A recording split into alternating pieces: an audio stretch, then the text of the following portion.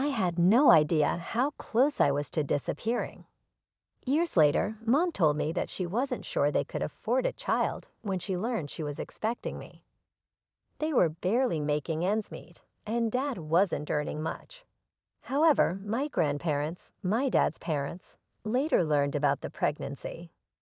They went above and beyond because they were so excited. They handed their house to Mom and Dad, a lovely home near a good school in a pleasant area.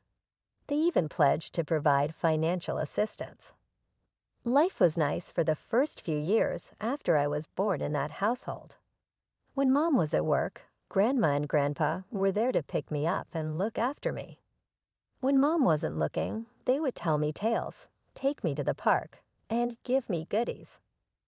They would come get me every day when I began school at age 5. We would visit the playground or get ice cream. I had some of my best moments during that period. Then, however, everything was different. I have vivid memories of that evening.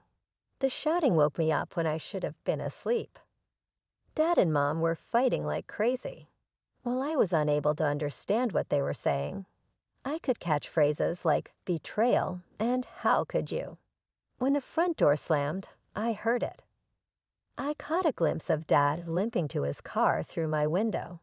He had a bottle in his hand. It turned out to be whiskey. Tires screaming, I watched him drive away.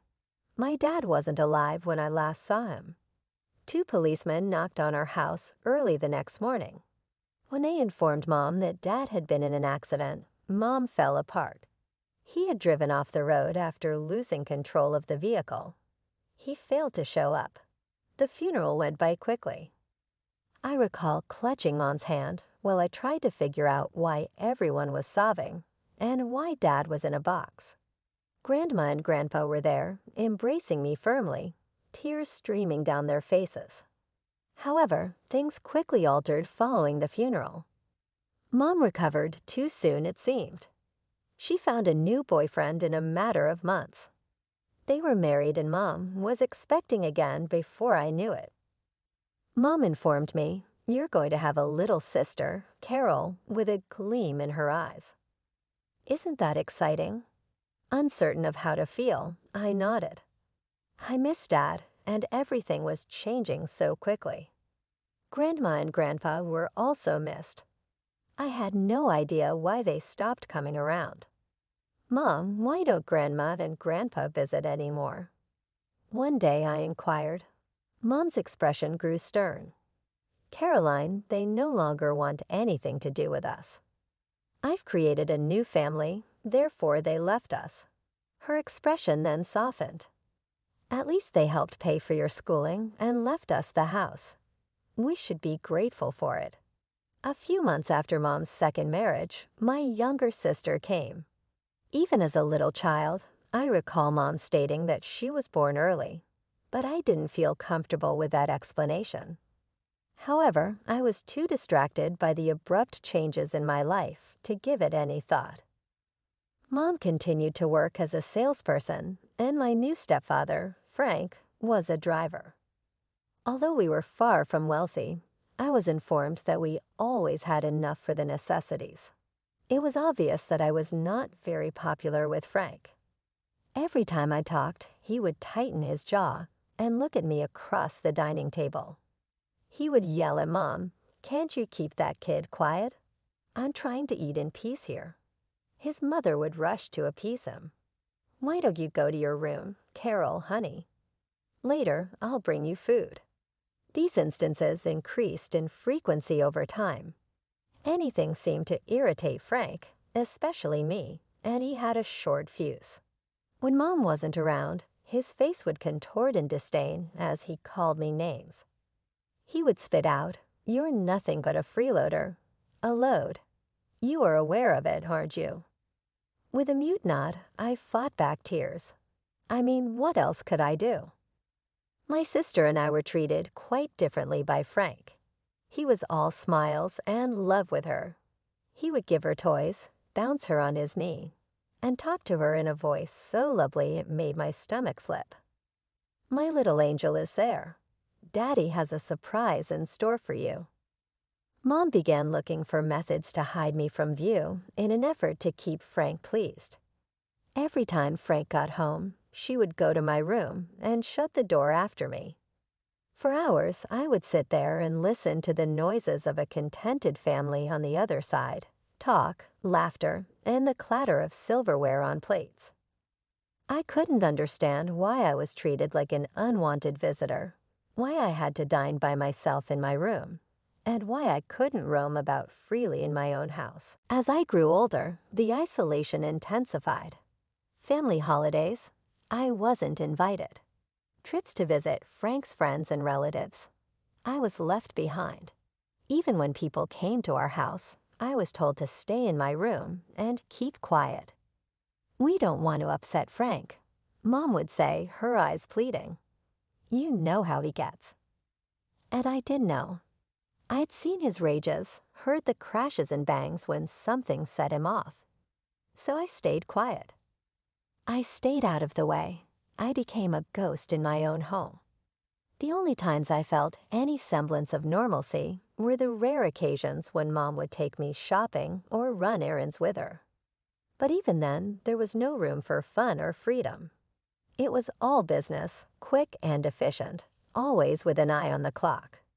"We can't be too long," Mom would say, checking her watch nervously. "Frank will be home soon." As the years passed, I retreated further into myself. I became shy and withdrawn.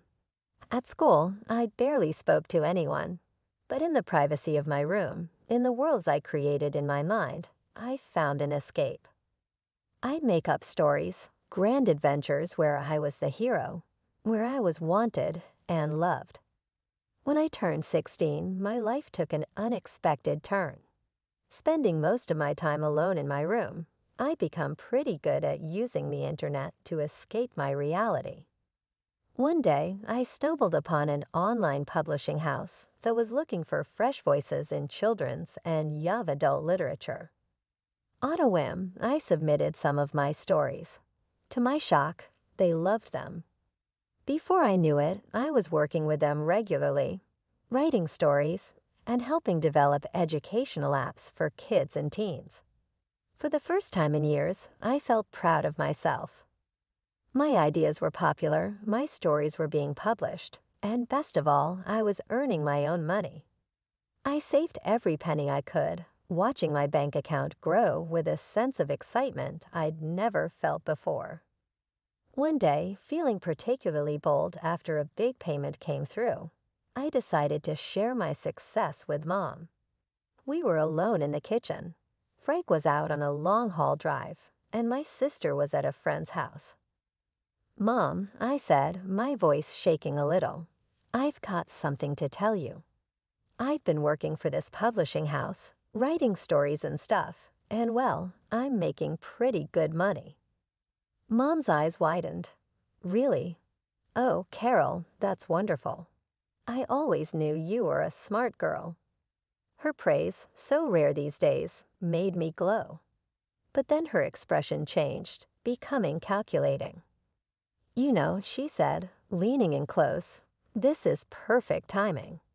We've been having some financial troubles lately." My heart sank. I should have known better than to hope for simple pride or happiness. "The thing is," Mom continued, "this house is so big, and the upkeep is expensive. Raising you hasn't been cheap either. We've been exhausted trying to provide for you all these years." I felt like I'd been slapped. Haven't I been the one locked away, barely even part of the family? How had I been such a burden? Remember that college fund we set aside for you?" Mom said, not meeting my eyes. "Well, we had to use that money for the house, you know. But now that you're earning your own money, you can support yourself, right?" I nodded numbly, not trusting myself to speak. "That's my girl," Mom said, patting my hand. "Oh, and one more thing. Frank and I have been talking, and we think it's best if you move out after you graduate. We're planning to renovate your room for your sister. She needs more space, you understand." I stared at her, unable to believe what I was hearing. Move out? But where will I go? Mom shrugged, already turning away. You're a smart girl, Carol. I'm sure you'll figure it out. You've got some savings now, right? As she walked out of the kitchen, leaving me alone, the full weight of her words hit me. I was being kicked out. The money I thought would be my ticket to college was gone, and my own mother didn't seem to care where I ended up. The months leading up to graduation were a blur of anxiety and desperate planning. I threw myself into my schoolwork during the day, determined to at least finish high school strong. At night, I worked tirelessly on my writing projects, trying to save every penny I could. But no matter how I crunched the numbers, it wasn't enough. College tuition, living expenses, books. It all added up to way more than I had or could hope to earn. In time, the realization that my dreams of higher education were slipping away hit me hard.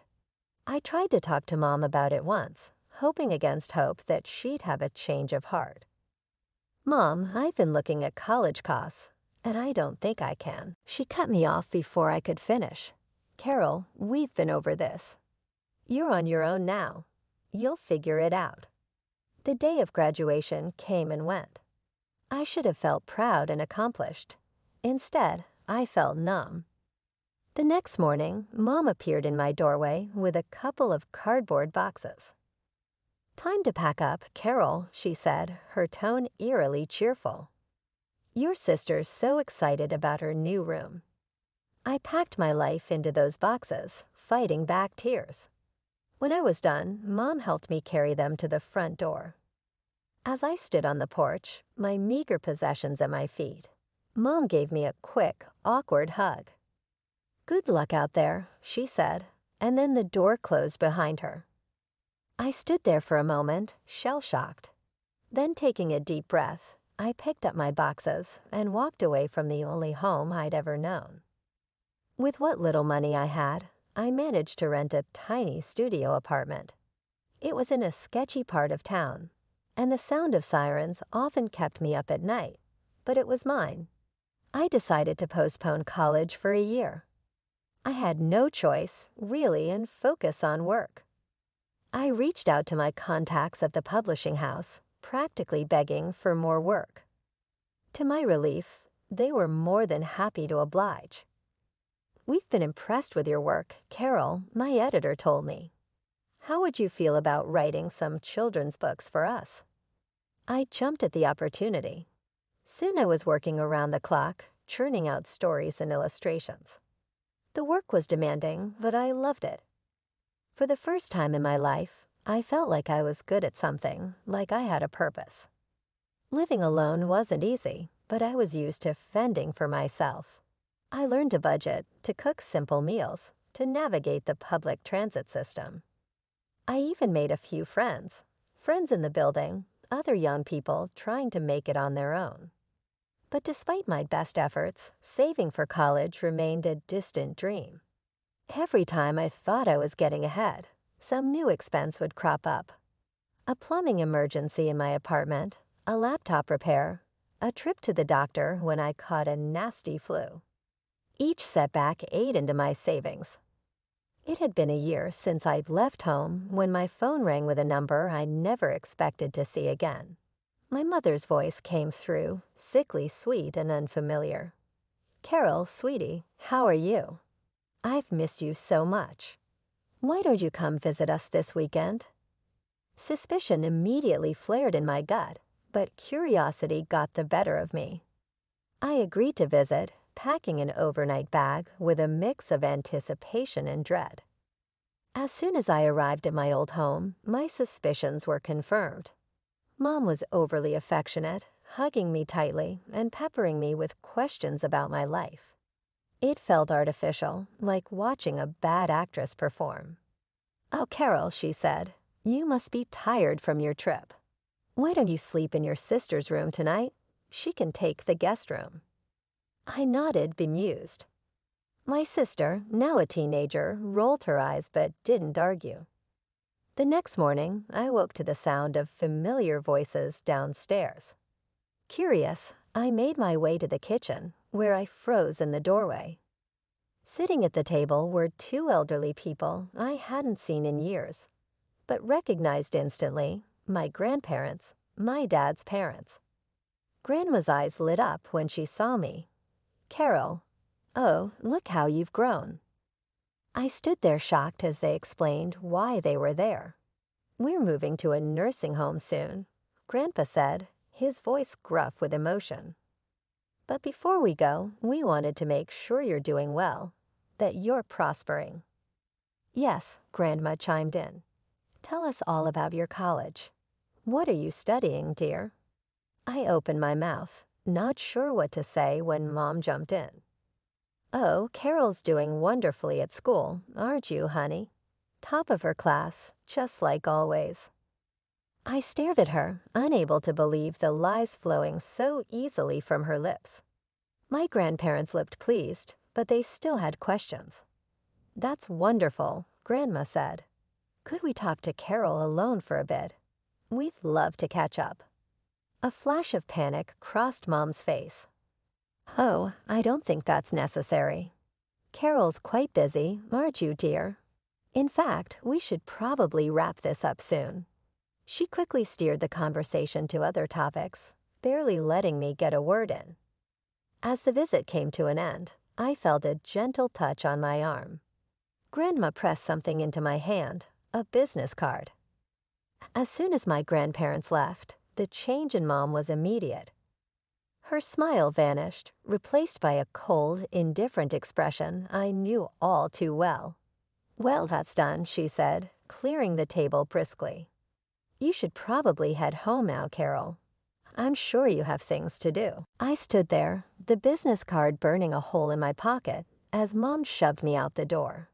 The warmth and affection of moments ago were gone, replaced by the cool detachment I'd grown up with.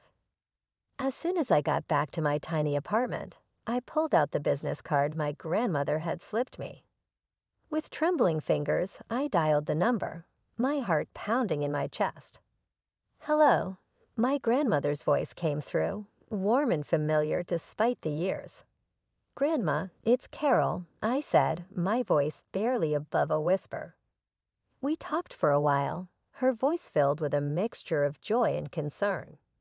Before I knew it, we'd arranged for her and Grandpa to visit me the next day. I gave them my apartment address, feeling a strange mix of excitement and anxiety. As soon as I hung up, I threw myself into a cleaning frenzy. My small studio apartment wasn't much, but I was determined to make it as welcoming as possible. I scrubbed every surface, organized my mere belongings, and even managed to find a vase for some fresh flowers I picked up from the corner store. That night, I barely slept. Instead, I spent hours in the tiny kitchenette preparing lunch for tomorrow. I even decided to bake Grandma's favorite cookies, snickerdoodles, using a recipe I'd found online. Morning came too quickly.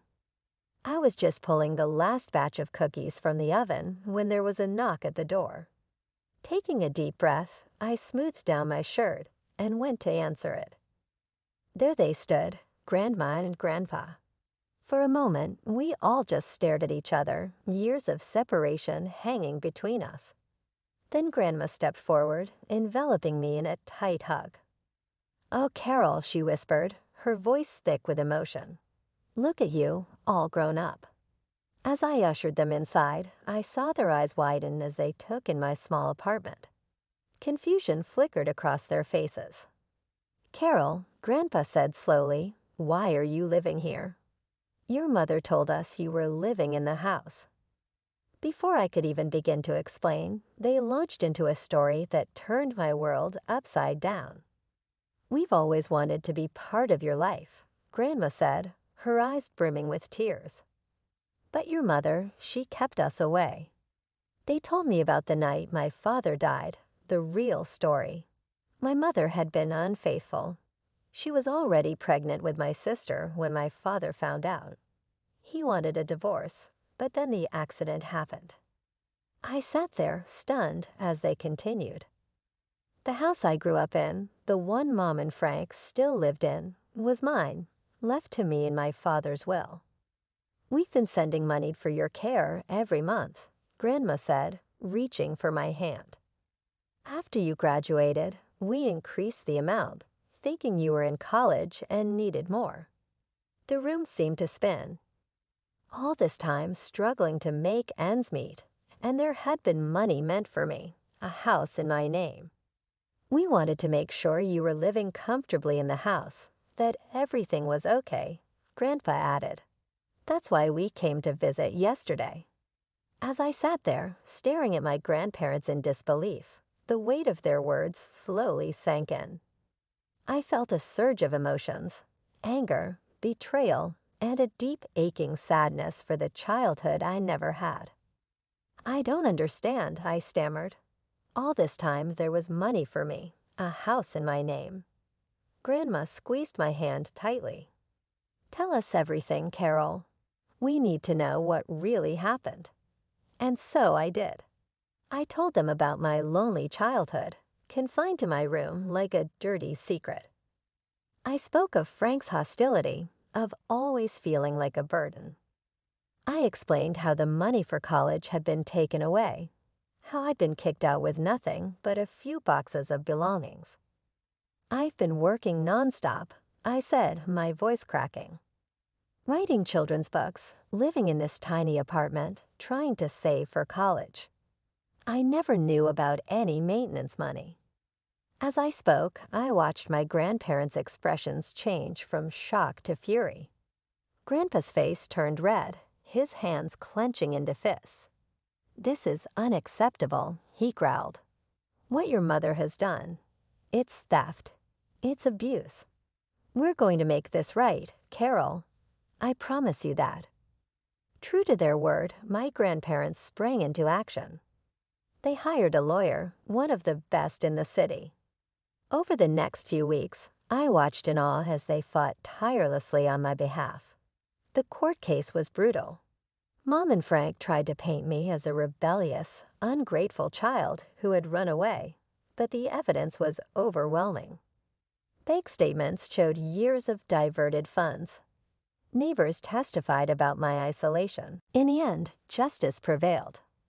The judge ruled in our favor, evicting Mom and Frank from the house that was rightfully mine. The back payments of maintenance money were ordered to be paid to me in full. As we left the courthouse, I felt a mix of vindication and sadness. Yes, I had won, but at what cost? The family I had known, dysfunctional as it was gone forever. But I had a new family now. Grandma and Grandpa were determined to make up for lost time. They helped me move into my house, a concept I was still struggling to grasp. They gave me money for tuition and sat with me for hours, helping me choose the right college. I decided on a school close to the nursing home where they were moving. It felt right being near them after all these years apart. For a while, everything seemed perfect. I visited Grandma and Grandpa often, soaking up their love and wisdom. We'd play cards, watch old movies, and talk for hours. They told me stories about my dad, filling in the blanks of my own history. But life, I was learning, had a cruel way of giving with one hand and taking with the other. Just as I was settling into my new life, reveling in the love of my grandparents, tragedy struck. Grandpa went first, a heart attack, quick and unexpected. Grandma followed barely 2 months later. The doctor said it was natural causes, but I knew the truth. She'd lost her will to live without him. Once again, I found myself alone. The grief was overwhelming. I'd only just found them, only just started to heal the wounds of my past, and now they were gone. I threw myself into my studies, trying to distract myself from the pain, but every empty holiday, every milestone I couldn't share with them was a fresh wound. Years passed, and life took on a rhythm I never thought possible. I graduated college with honors, landing a job at a prestigious publishing house, the same one that had given me my first break as a teenager. With the inheritance from my grandparents, I bought a cozy apartment close to work, a place that was truly mine. My financial situation had dramatically improved. I rented out my grandparents' house, my childhood home, providing a steady stream of additional income. For the first time in my life, I felt secure, stable, and most importantly, happy. I had friends, a fulfilling career, and a sense of peace I'd never known before. But life has a way of throwing curveballs when you least expect them. One Sunday afternoon, my phone rang. The number wasn't saved in my contacts, but I recognized it instantly, my mother's. With a mix of curiosity and dread, I answered. Carol, her voice was sickly sweet, dripping with false affection. "Sweetie, how are you?" She broke into a sob tale before I could reply. After her husband left her, my sister became pregnant. Mom, Frank, and my sister were all living together in a little rented apartment. Mom moaned, "There is nowhere for us to go." I was wondering if we could possibly stay at your house, the one you grew up in, until we get back on our feet. She would alternate between pleading and sobbing, and I listened in startled silence as her voice took on that deceptive tone I was all too familiar with from my early years. "Carol, please," she begged. "We are related. We need your assistance." Memories of the lonely evenings spent imprisoned in my room, the years of emotional abuse and neglect, and the day she evicted me with only a few boxes of possessions came flooding back as she talked. Relatives. At last, I spoke in a chilly tone. "It's impressive that you said that, Mom. When you locked me up like a nasty secret, where was this family? When you ejected me with nowhere to go, where was that?" "That's all behind us, Carol." "No," I interrupted her. "That isn't the past. Right now, it's right here. As usual, you're just contacting me because you need something from me." I was no longer that lonely, afraid girl, but I could just hear her fumbling for the appropriate words to control me. "Mom, do you want my advice? Take care of your own issues. Work it out for yourself. When you kicked me out, didn't you tell me that?" "However, Carol." "Good luck," I murmured, repeating what she had said years before. "You will require it." I hung up without waiting for an answer. As I bluffed her number, my palm trembled, yet I felt as though a burden had been lifted. I had borne the weight of her neglect and rejection for years. However, I was now at last free.